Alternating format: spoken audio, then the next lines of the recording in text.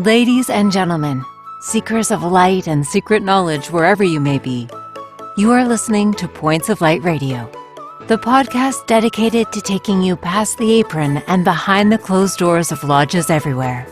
And here is your host, Stan Miller. Greetings, brothers and sisters. Shalom. Assalamu alaikum. Adnastana. It's a pleasure to be back with you once again here on Points of Light Radio and continuing our journey of light and knowledge. If you recall, on my July 8th segment of Points of Light Radio, I fellowshipped with a gentleman that goes by the pseudonym Catholic Perennialist. He is a regular contributor in the feedback section of my YouTube channel. And that was part one of a two-part conversation I was planning on having with him. Now, in that particular segment, we began the discussion on the origin of fraternalism and the content of fraternal mysteries. In today's segment, we will be finishing that discussion and we will be discussing the origin of the 3rd, 7th, and 32 degree systems, as well as reflections on the 3-degree system in the exoteric world. Right? As I said, this gentleman has left quite a bit of feedback over the 2 years of this podcast. I really appreciate that. As usual, like I said, he's a bit camera shy, so he will once again not be showing his face.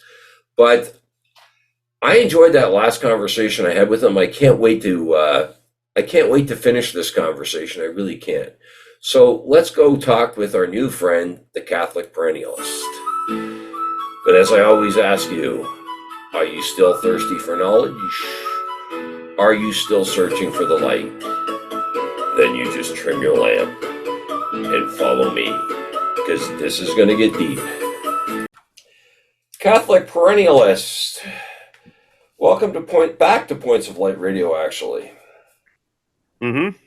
Now, you are here, you are one of my YouTube subscribers. Just give my listeners and viewers a quick recap on yourself.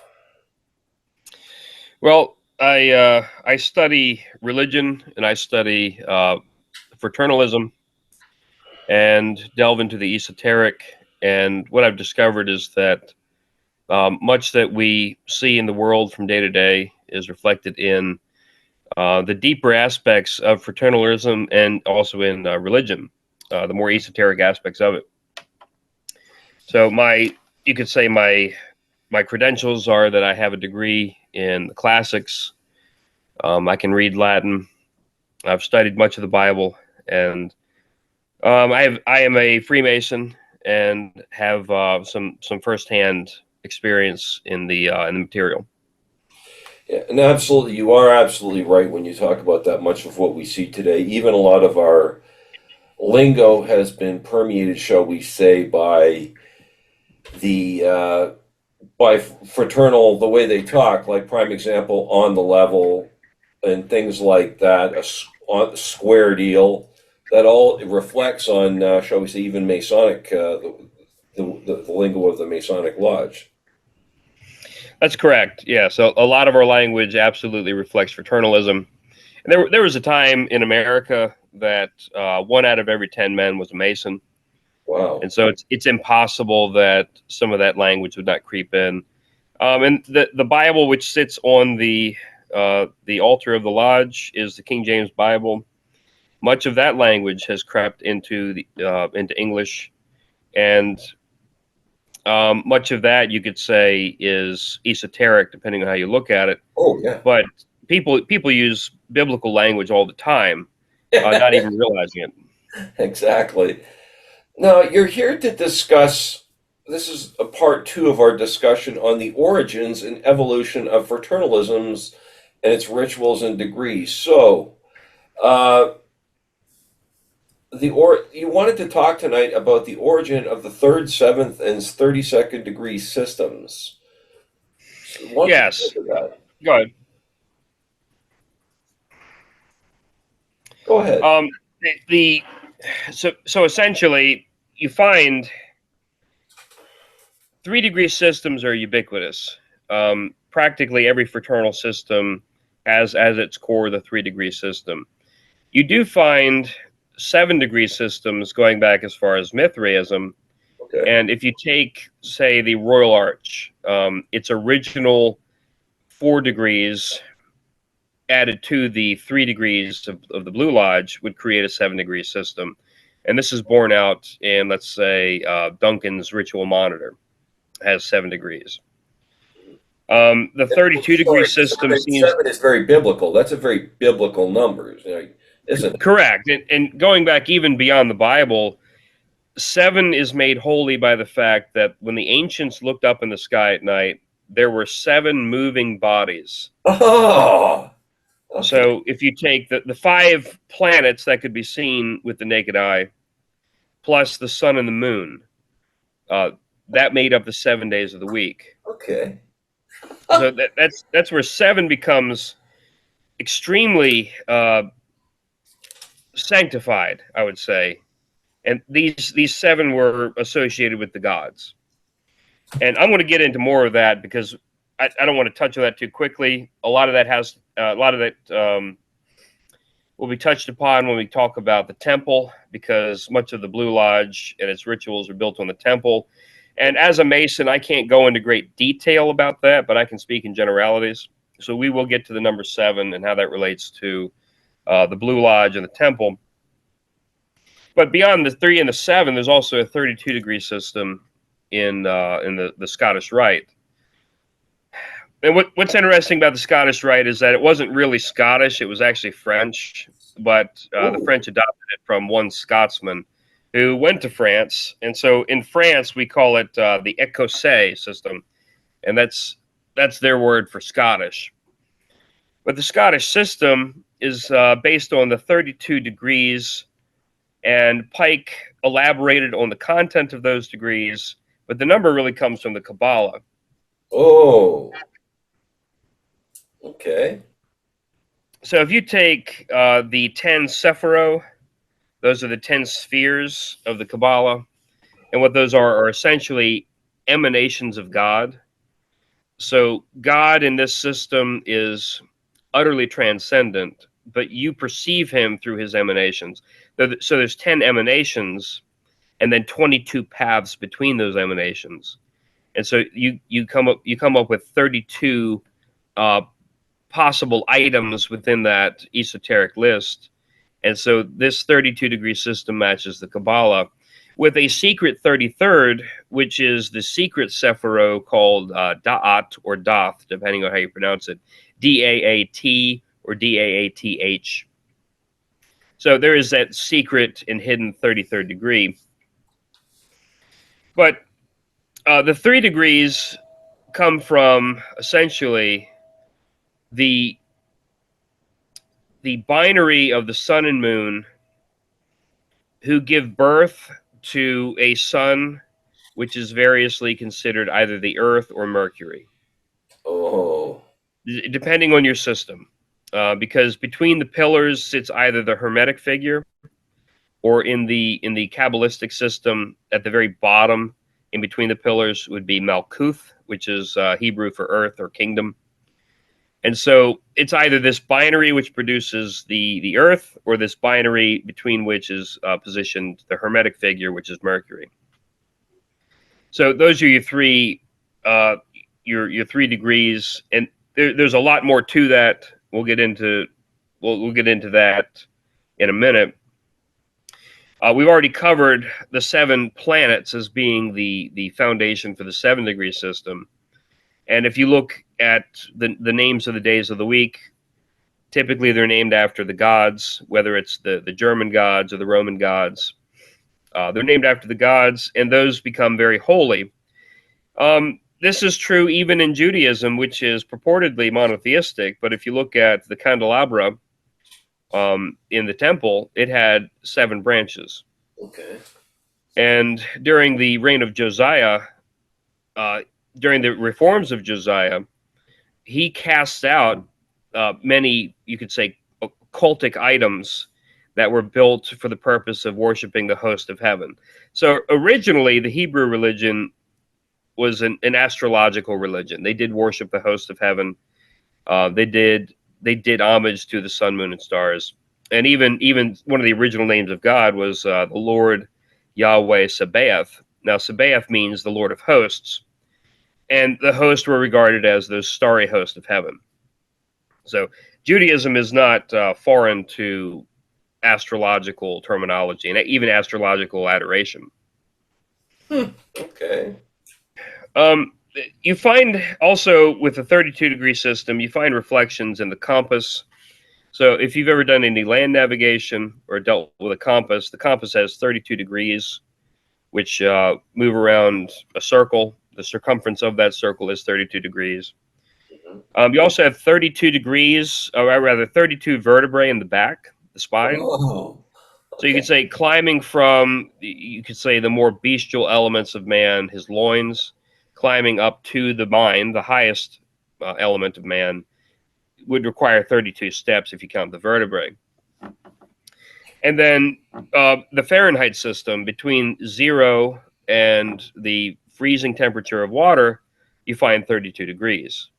And I don't think that's an accident. I think if we looked at the history of the development of that system, we'd probably find Masonry behind it, if I had to guess. Okay.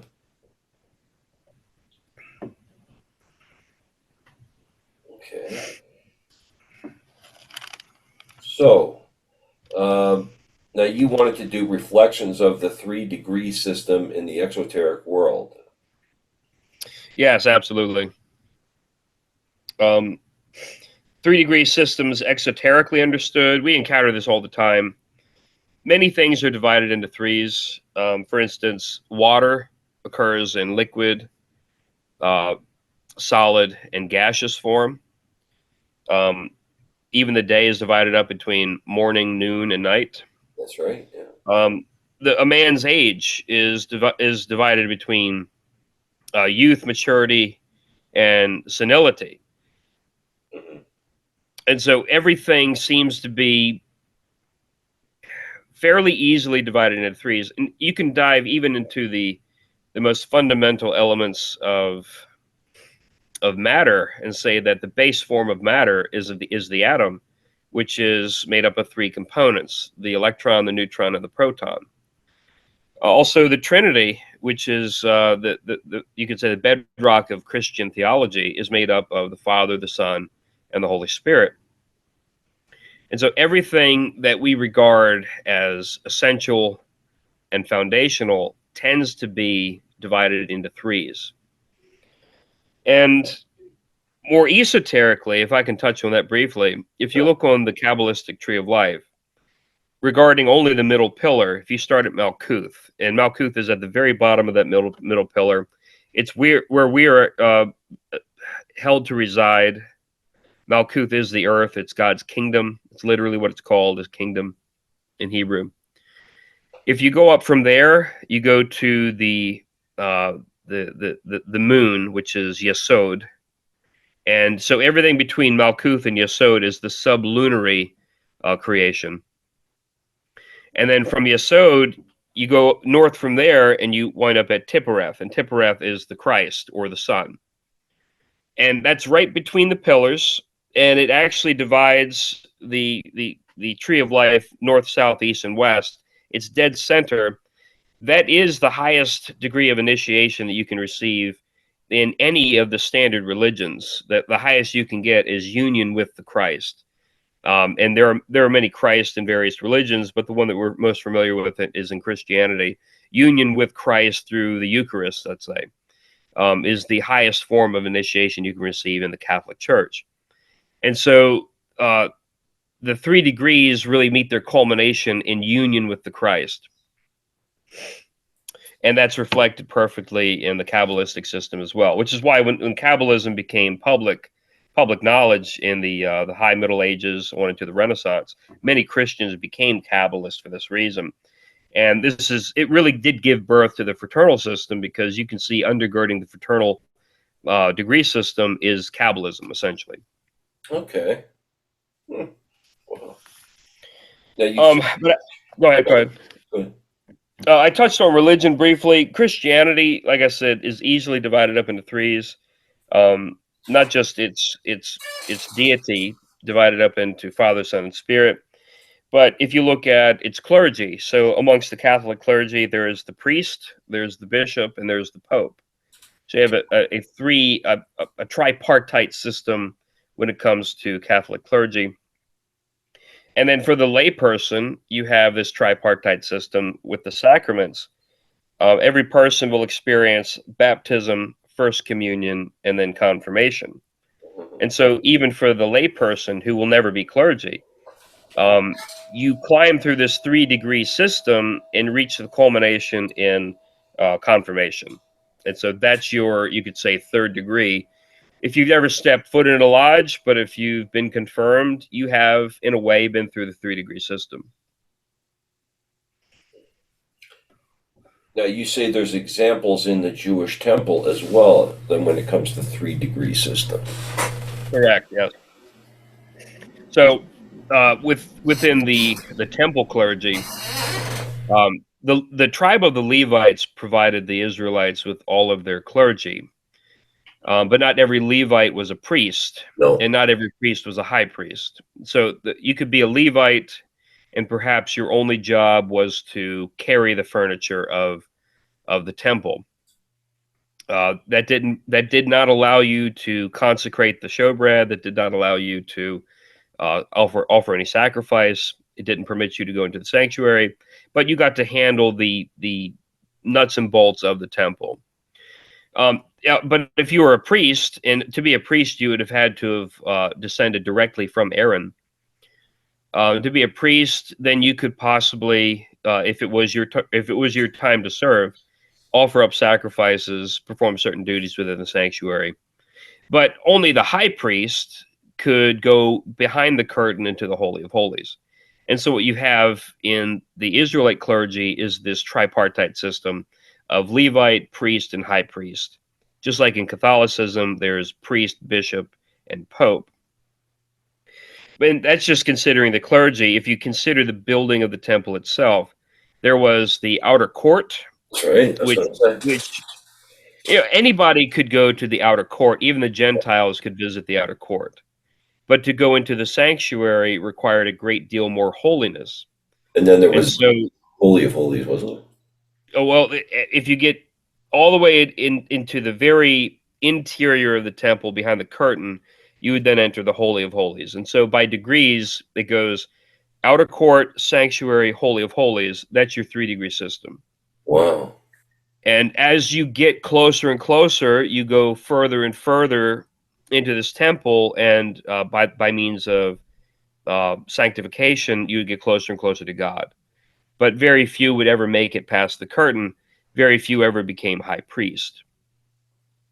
So the fraternal systems that build their degree structure on the number 3 are really mirroring the system of the temple, whereby only by hard work and sanctification and purification could you make it closer and closer to God, and that 3rd degree was the pinnacle.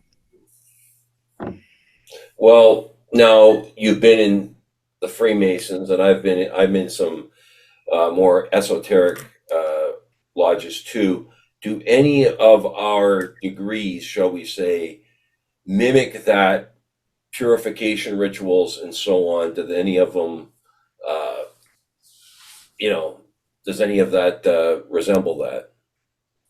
Yes. Well, if you look at the lectures of the first 3 degrees, the 1st degree deals with sensualism, and I would say that if you look at the compass in the square and compass, the compass is supposed to circumscribe your passions. And so the first degree deals with your passions. And that is associated with the outer court and Malkuth. So this is the most, you could say, physical, temporal, and sensual elements of the 3-degree system, where you, the man, entering this outer court, are supposed to then curtail your passions. Okay. So that's that first element of sanctification. And then the next degree in the Masonic lectures would be your fellowcraft degree. That lecture focuses on the 5 senses, and it focuses on education. So the 7 liberal arts are focused on Okay. developing the mind. So once you've subdued the passions in the first degree, in the second degree, you're supposed to develop your mind. So that's your psychism of Yesod. That's your sublunary psychism, where now that you've developed your body and purified it, now you need to purify your mind and develop it. And that third degree, and I won't go into great detail, but there's essentially a resurrection drama where you're supposed to train your mind beyond the physical and even beyond the psychic, that is beyond the intellect. And you're supposed to gaze upon the deity, and in so doing, assure yourself of the eternality of the soul, the immortality of the soul. Okay. And so it goes body, mind, spirit in that way. And so body, mind, spirit, again, become another tripartite representation of the 3-degree system. But I understood that the apron was supposed to be covering, similar to the covering of the high priest. The covering of the high priest is most ideally represented as an ephod. And an ephod would have been covered with jewels. Mm-hmm. So you do have that element in Masonry where the further you go, if you're a past master or a district deputy or even a grand master, you'll get more and more decoration, more and more decor on your apron, and in so doing, it's kind of like an ephod. Okay. And you do wear breast jewels hung around the neck to indicate your position in the lodge, and there again, that's much like the ephod worn by the high priest. Another way of looking at it is that the apron is similar to the fig leaf worn by Adam, and so this is a reference to our own sin and the necessity of dealing with that sin so that we can re-enter the garden. I've heard it put that way too. Wow. Okay. Wow. That's amazing. Well, thank you for this tonight, and I'd love to have you back here to talk further about other fraternal matters. But yeah, you stay in touch with me, Mr. Perennialist, and we look forward to hearing from you again. I appreciate your time tonight, staying up so late, and all the best to you. And I look forward to hearing from you again. Very good. I appreciate the time. Thank you. That was the Catholic Perennials, brothers and sisters, shedding some more light on the rituals and degrees that we practice in our lodges. I hope you took notes. I know I did, right? Some things that I learned. First of all, I don't even know where to start. I always take notes when I talk to this gentleman. The Scottish Rite wasn't really Scottish. It really originated in France. I thought that was rather interesting. You know, we think we have much, but the thing I learned from that is, much like language, much like many, many things, wherever for these fraternal orders, and Freemasonry was one of them, wherever it went, there were changes made to it, but the general tenets of it remain the same. We like to believe that we got much of our ritual, here again, out of the Bible, but a lot of it did emanate from, and even a lot of the matters of faith, the things that some of the faiths we celebrate had many of their origins within more ancient religions, right, and beliefs. And so, you see that, and that is also reflected in fraternalism. I love that, right?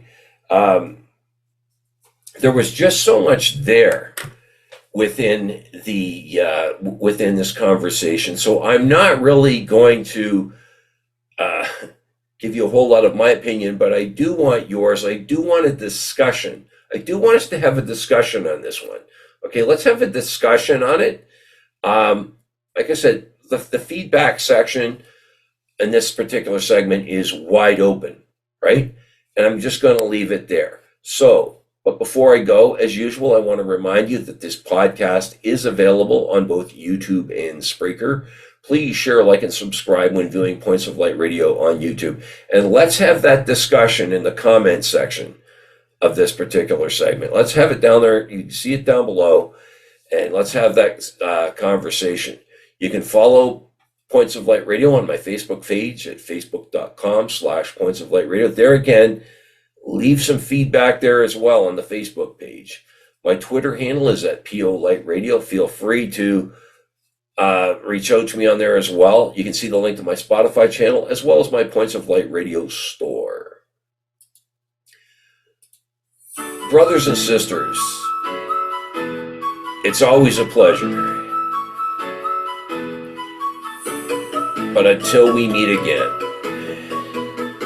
just step into the light.